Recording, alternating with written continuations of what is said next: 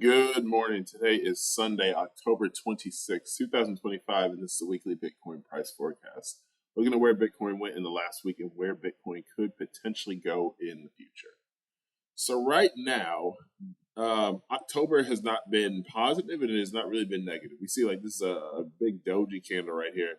So, it went all the way down to 103. It went as high as 126. So, I mean, that's a 20,000 point $20,000 swing. 23 actually, $23,000 swing from the top to the bottom in October. So this has been a very volatile month, even though the price hasn't necessarily gone anywhere. It's been very volatile. So what I'm looking at this point is like we're still very much so in the middle of this range. So I mean, we came up to where we went up in what was this July, and then came down in August, went up in September, and then now we're probably going to close somewhere around here in October. If not, maybe a little bit positive. I think we'll probably close a little bit positive.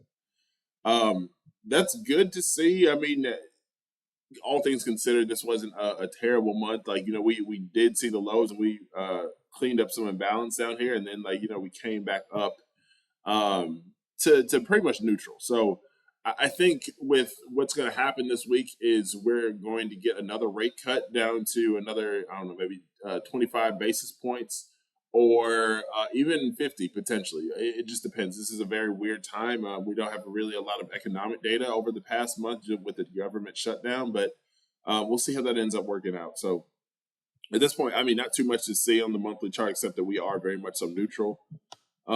Weekly chart, again, this is the start of the month. Well, kind of this is that first week of October, and then we just came down and came back up, and then finally just kind of rested somewhere around here. So all I see is that we're still very much so in this range. I talk about this support area right here that ended up really holding at this point. The support area is held. You're above now your 21-week moving average. You never touched the 50-week moving average, and I mean we're kind of good to go at that point. So this is kind of the midline of that range. Once we start getting above there, all right, well potentially it'll be bullish. The next area to beat will be that 120 area, and then you can maybe start to getting a little bit more levity from there. Turn the drawings on. You have a couple things to look at. So short-term holder realized price is ever so slightly above that at this point. We talked about this area of support. I have this orange area right here. This was an area of support that has held for quite some time. So it was resistance came down, couldn't break it. Came back up one more time, resistance, came back down. And then now it broke the resistance and then support. It broke it for a little bit, but couldn't close below it. And now it has held up to support one more time. Like I talked about, you haven't broken your 21-week moving average, haven't broken your 50-week moving average, and then you still have your $100,000 level right here. So I still think this is a very strong area, something that we will not break easily unless there's just some catastrophic event. Who knows? Maybe it'll deviate below that, but I still think it'll hold pretty well overall because you still have this upstanding structure of the uptrend here. So you have your line here, this is your channel. And we see that it's just held within this very, very nicely. So even if it comes down here, I'm confident that we end up going back up to the upside. So that's pretty much it on the weekly chart. I don't think and really there wasn't even too much imbalance to clean up down here. The real imbalance is down here somewhere between all the way down to 86. Again, I talked about last week. I don't think that we'll fill that. It just kind of is one of those things. Not all gaps get filled. So we'll see. And really, this wasn't even a gap. It was just more so of an imbalance than anything. So you had somewhat of this is the daily chart now. And coming down here, you had somewhat of it's really like a rising double bottom. So you had a bottom here, it came back down, tried one more time, couldn't do it again, but this time the low was lower. Well, I'm sorry, the low was higher. You created a higher high. And now you've kind of hit this area of, you have your moving average here. So it may come back down again to create a higher low, maybe retesting somewhere around 110 and then shooting off one more time. Because you still have to clean up all this imbalance here. So up to 119, which kind of coincides with the top of this channel. So you may hit the top of this channel, come back down once again, and then we're off to the races. So who knows? We're just paying attention. This is a very decisive area because you do have key levels below here, but you also have I kind of figured that the 200-day moving average would be pretty hard to beat.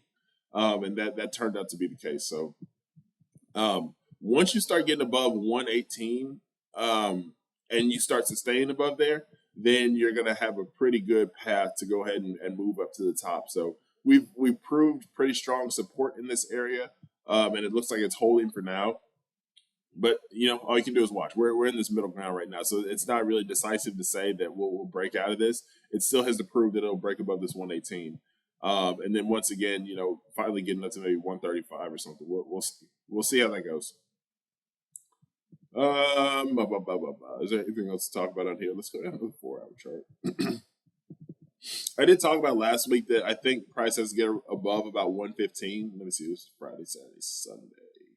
Yeah, so I said this was Sunday, right around when I did the forecast. I was like, all right, well, price needs to get somewhere above 115. Over the course of the week, the moving average did come down a little bit, and now we are ever so slightly above that moving average. So we'll see how this goes. We'll see how it goes. But I think price will continue on to the upside, and then maybe we'll make a new all-time high. Who knows? So yeah, that's pretty much it. We've tested the support. Now we're trying to see what the resistance will do up here. So that's the overall message on the chart. Looking at the economic news, last week, let's go back 1 week. There wasn't a whole bunch of economic news, again, because we see down here this message, the government shutdown is affecting it. We saw an expansion in PMI in both manufacturing and services. So anything above 50 is an expansion. Anything below 50 is contraction. CPI actually did increase ever so slightly. It was below expectation on all of the metrics. However, it still did increase from last time. So, actually, this one decreased a little bit. So it went the month over month. It did decrease a little bit, but the expectation for month over month CPI that decreased as well. But the overall CPI year over year, it went from 2.9 to 3. Even though they expected 3.1, but that just gives more credence to a potential rate cut. We can't say for sure, but the forecast right now is a 4% interest rate versus 4.25 what we were at. So we're still in the cutting cycle. Now the only question will be, will it be 3.75 or will it be 4? My bets at this point are on 4. Maybe we'll see something different in December to where it won't be a 0.25% cut anymore, and maybe it's a 50. Again, who knows? The other big one that I've been following is the Bank of Japan. So Bank of Japan, they're still projecting keeping the interest rates at less than 0.5%. That could increase. That could stay the same. I think it will probably end up staying the same this time, but next time in December, it could end up increasing. So it's very you could have a volatile second half of the week, and probably a slow first start to the week, right before interest rates come out. In the second half of the week, once these interest rates get locked in, you will start to see some more movement. So we'll pay attention to that as it comes out. But yeah, we're still waiting on a lot of economic news. Again, that won't probably come out until the government shutdown ends, and we'll just have to see how that ends up going. So we'll play that by ear. And obviously the big one to watch here is interest rates. Bitcoin ETF flows. So the thing I've been looking at is the fact that we look at this range area, and the Bitcoin ETFs are a major driver of purchasing. I mean, we're talking about billions of dollars, right? So total net assets 149 billion, and daily trading volume is $694 million. So that's a lot of volume coming from one location. Obviously multiple ETFs, but we treat them as a conglomerate. Let's take a look here. What I see is it's almost cyclical. So we see that all of this area has been pretty much a range. Most of this was kind of buy. The buyers were overwhelming, but once you got to about here post election, it became very cyclical. So you would buy up and then you would come down, buy up a little bit more, and then you would come down. You would buy up, and then you had a pretty sustained period of buying here, and we saw the price responded accordingly.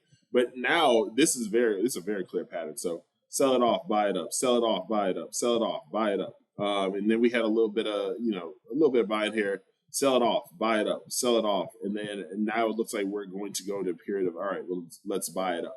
And that really corresponds to the range here, because it hasn't been neither side has been dominant at this point. there has been an overall uptrend. We see we've gone from here to here in this time period, but it has been a rangy uptrend, not a very very clear run up like you saw in. And this was fueled by multiple things. Really, the majority of this was election and knowing that this new administration coming in was very pro crypto, so there was a lot of buying as we approached November and got, especially after the election here, we saw this huge run up to new major all time highs hitting 100,000. So, yeah, it's definitely interesting to see. But yeah, it's very cyclical, and you do have to pay attention to the ETFs. BlackRock being the biggest one, Fidelity, the Grayscale Bitcoin Trust, ARK. I don't really know who most of these other ones are, but these are your major players here, and they have the names down here, but we don't have to really go into that. Bitwise, ProShares, VanEck, all these people. So obviously BlackRock being the dominant one, and Fidelity being about a quarter size of that. Grayscale Bitcoin Trust, they are net sellers predominantly. And then ARK being, much smaller than that. So Grayscale, I'm not Grayscale. BlackRock being the major one to watch. I try to look at different charts for Bitcoin every now and then. So this is a one that I haven't looked at much, is the Bitcoin funding rates.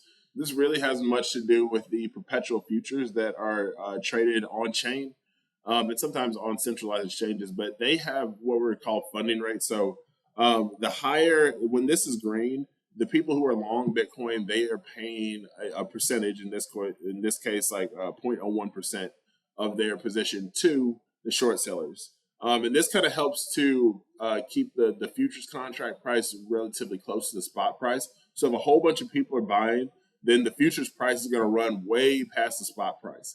And what ends up happening then is, like, this is a mechanism to kind of bring that back down to earth. So it gets more and more expensive to go long as price continues to run. And it gets less and less expensive as price comes down. And then, like, the opposite is true. If everyone is shorting, then it becomes very expensive to short. If everyone's shorting all at once, it becomes very expensive to short. And now the people who are short are paying money to the longs. People who are going long on Bitcoin or whatever instrument it is. It could be Solana, it could be Ethereum, whatever it is, and so on and so forth. So one thing I look at is, when everyone is short and this number starts to become extreme, all right, well, that's probably some type of bottom signal. Or when this number is very long, when this number is big, it is probably somewhat of a top signal. And all right, well, maybe we're going to slow down a little bit. So we see that happen here. So we see the run up, and then it got to an extreme level, and then it rained for a while. You saw another run up, and then it just rained for a while, for months actually. At this point, you had the election, rained for a long time, and then it ended up coming back down. And now we see that we're getting more and more shorts in here at this point. But we see, hey, they got short here, it went long. They got short here again, and then it went long again. So, I mean, these shorts tend to mark bottoms, but the thing that you see is there are much more people going long consistently than there are people going short. So that is overall a net positive for Bitcoin as we see. But, this is a good tool to be able to look at and see what direction are people generally going into, because funding rates are definitely an important metric in Bitcoin in the overall space. So I think that's it for today. We'll go ahead and wrap up. This has been Chris Talks Crypto. Check out any crypto-based resources on christalkscrypto.com, and I will see y'all on the moon. Take care. Bye-bye.